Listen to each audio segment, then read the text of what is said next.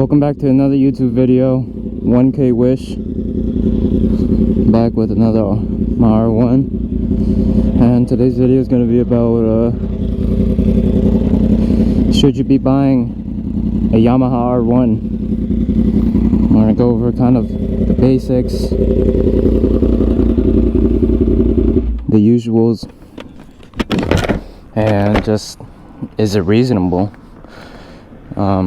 And this is gonna be kind of like a basis. It's not gonna be for everybody, I think.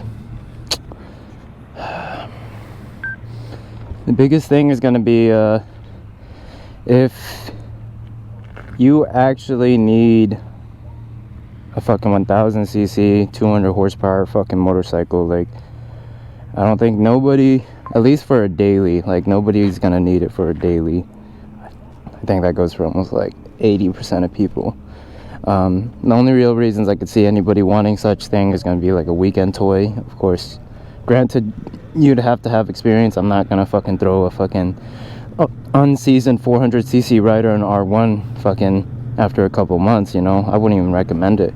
I think, I don't know. I don't know. I've been riding for a bit now. I'm not going to say riding for a long time. I haven't been riding that long, but been riding for the past like 3 seasons at least. You know, that's all including spring, summer, fall, and winter. And yeah, I'm gonna be honest, it's no reason for anybody to have 1000cc motorcycle. I think that goes, yeah, it goes with almost like 80% of people. I'm not gonna complain about people this and that, but I think just experience levels. When you lack so much experience and you have 200 horsepower within your fucking hands, you're probably gonna hurt yourself. Probably. I'm not gonna say like your chances, because the probability is high. I think that goes for everybody. I think even for me as a normal seasoned rider, it's still dangerous. It's still fucking unrealistic. Like, probably like, I don't know, probably only like 20% of the time you actually use the power. Every other time you don't. You literally don't. It's like useless. It's like you can't. There's too much traffic, or it's too dangerous, or there's too many fucking probabilities of somebody turning out and fucking smashing your shit. So that's where we're at. And truthfully, I don't know, nobody should really need one. The biggest takeaways with these is that, like, if you have the extra money to throw on the sidelines and just to have a toy, I think this is a toy. It's not any more than that. I think to expect it to be a daily is almost too much. You're probably gonna have back problems. You're not gonna enjoy as much. Daily riding, there's no storage, there's no space. You're forced to have fucking seat saddles and fucking book bags and all this bullshit. And when you're trying to look nice as fuck on R1, boy, what the fuck? You think you're trying to carry all that junk? For what? For what, bro? This is a fucking R1. Go get yourself a nice little commuter car. Like, I'm gonna be honest, bro. My life is chill. My life is easy. This may be like the most exciting. Of course, this is what I show you guys. This is like the exciting parts of my life. But I'm gonna be honest. I keep it smooth. I keep it simple in my real life. Like, when I'm going to work, I just look for something efficient, something economic. Like, I don't need too much when I'm going around town, but you know what I mean? If you on the weekend, you want to enjoy yourself, enjoy the thrill, enjoy the ride, like, yeah, I can see that for sure. But as far as like anybody that really is a common consumer, has normal lifestyle, has normal traits, has normal, like, just normal everything, like average. Not even gonna say normal, because like normal is just not even real, like, you know. But nobody needs a 1000cc motorcycle. You barely get to use the power, and even then, on half the time on top of that, any gear after first gear, if you're fucking at high revs, high RPMs, oh, you're cooked. Be ready. You're about to have fucking you're about to go to jail. So I think that's just the one thing. And then on top of that, insurance costs is so big on these things. And when you're getting a 1000cc motorcycle, you're under 25. Oh, brother, you get ready for some fucking funny prices, buddy. It's funny because I'm recording this video on February 5th right now, and it's my birthday, so kind of just came out, enjoyed my day. I want to fucking showcase the bike a little bit and just really talk about really if anybody should realistically be owning an R1. I think it's going to be very applicable to very small people, small few, if you will. I think, like I said, you have the extra income, you get the extra capital, and you want to have a toy, if you will, a showcase, a machine. This is exactly what you would want. I mean, granted, this is what I like. A lot of people like guns. A lot of people have other hobbies, you know. You like fucking animals, fishes, whatever the fuck. I don't care. I mean, not that I don't care. I mean, that's their stuff, but this is my shit right now. And, yeah, you spend where your money's at, and I think you really enjoy it. I think, yeah, the biggest takeaway is it's very, very costly. I don't think everybody really talks about how expensive 1000cc motorcycles are. I think it's just I don't know, it's just a given subject. You own one of the fastest machines on the fucking road from factory. You know, you can't expect fucking efficiency or fucking expect any sort of economic sense out of these things, you know. So that's the biggest takeaway with these machines. You know, they're not going to be comfortable every single time you ride it. You're not going to be able to store all the stuff you want to bring if you need to go to school or go to fucking, I mean, you can throw a backpack on, it's not a big ordeal, but the other half of the battle is if you're trying to carry big water bottles. Like, I carry a 1 gallon water bottle on a daily basis. I always try to drink a gallon, but it just makes it much difficult when I'm hauling a fucking gallon of liquid in my fucking backpack, you know. But that still doesn't take away the way it feels.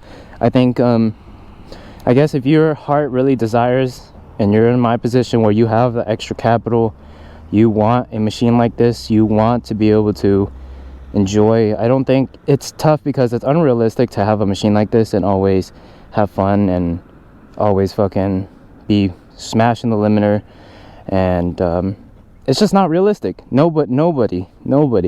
So cop just passed by, that's funny, but nobody's going around smashing the limiter every single fucking time you go out. It's just not realistic. On top of that, the warm-up time for both engine and tires, you know, I don't ride my bikes on cold when they're still cold. At least 160s, you know, mid 160s. I know I'm probably retarded as fuck for that, but I don't know, I just feel like when the engine is cold and you have no load on the motor, I think that's probably the best case scenario for the times when it is warming up. So you suffice the least amount of damage on the motor, the bearings, the camshafts, the cam lobes, like all this other shit. Like, so I think that's where I'm at with these. And I even got a tire warmer for her. Let's see how warm she is. Yeah, she cooled off already, but I've been recording for probably about like 5-10 minutes now. But yeah, man, I think unrealistic. Anybody under the age of 25, if you want a leader bike, say goodbye to your finances. It's financial suicide.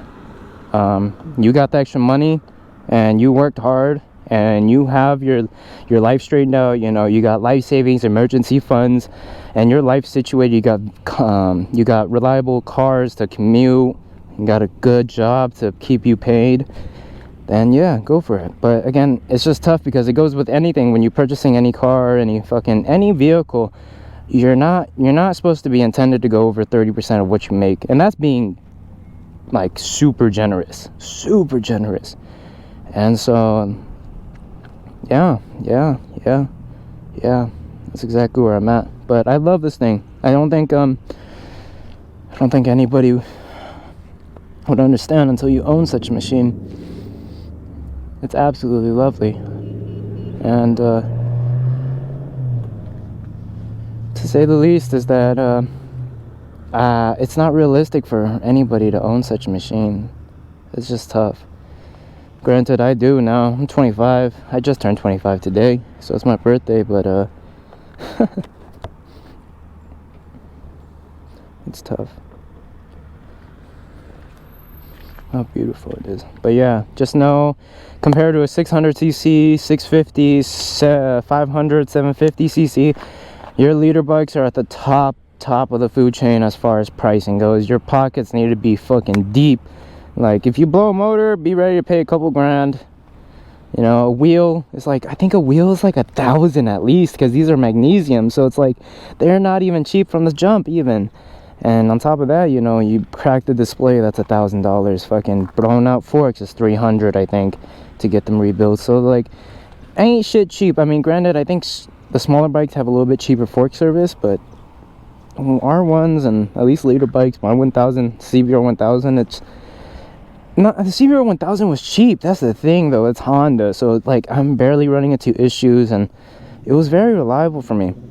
The biggest takeaway with when you get into higher performing sports bikes is that you're gonna be paying a lot more for, you know, tunes, aftermarket parts, fucking, if you're running race fuel, MR12, 91, E85, whatever it is, there's a bunch of tunes on this one. There's actually 4 different tunes: MR12, 91, rain mode, and some other whatever one, but I'm just staying on full power.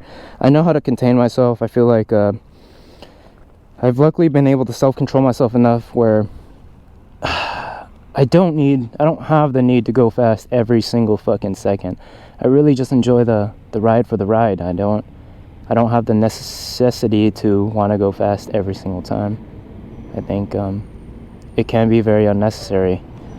And on top of that, you impose such big risks, it's almost not worth it. I mean, you got people at home, you got family members that care about you. You know, that's it. But like I said, this is my birthday. It's probably gonna be a nice little short video, and I guess if anybody is looking to buy a Yamaha R1, make sure you got the service history, and be ready to spend a nice little ticket, a nice little penny. Ain't none of this shit cheap. Upgrades for fucking the R1 will start off with just fucking exhaust is already $3,000. So let's just kind of keep you guys in mind, keep you guys in tune, and be realistic, because prices ain't shit cheap on this shit.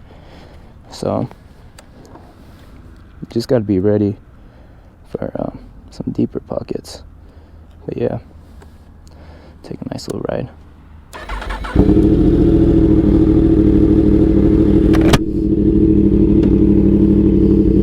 If you guys like the video, like, subscribe, and comment.